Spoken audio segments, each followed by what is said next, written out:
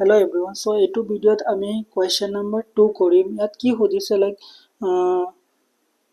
when the polynomial p of x equal to x cube plus 4x square minus 3x plus 2 is divided by x plus 1, then what is the remainder? যদি এইটো আমাৰ polynomials divide কৰে x plus 1 তেনেহলে আমাৰ ৰিমাইন্ডাৰটো কি হ'ব so first of all আমি জানিব লাগিব যে ৰিমাইন্ডাৰ থিওৰাম so I hope তোমালোকে সবে জানা ৰিমাইন্ডাৰ থিওৰাম so ৰিমাইন্ডাৰ থিওৰামে কি কয় যদি when a polynomial is divided by polynomial p of x is divided by x minus 1 so remainder to কি হ'ব p of a যোনটো হ'ব value of p of a হেতু আমাৰ কি হৈ যাব remainder হৈ যাব ঠিক আছে so আমাৰ ইয়াত like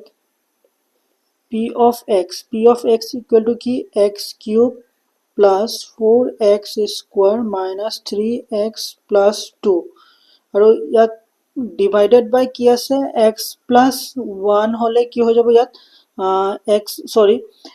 ইয়াত আছে x minus a according to the remainder formula আৰু আমাৰ questionত কি দিয়া আছে x plus 1 so x plus 1 যদি আমি compare কৰো comparing with যদি আমি কি কৰো x minus a so কি হৈ যাব আমাৰ x so compare কৰিলে কি হৈ যাব a equal to যদি যেতিয়া আমি compare কৰিম x plus 1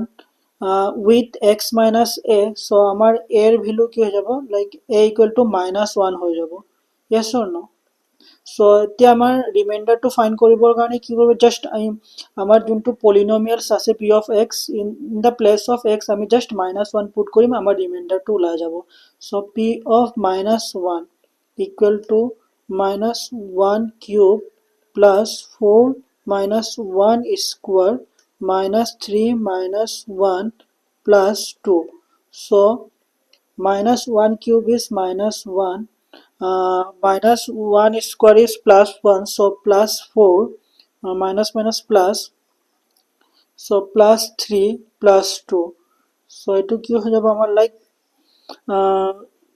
4 minus 1 3 3 plus 3 6 6 plus 2 8 so amar remainder ki hoye jabo 6 so option C is correct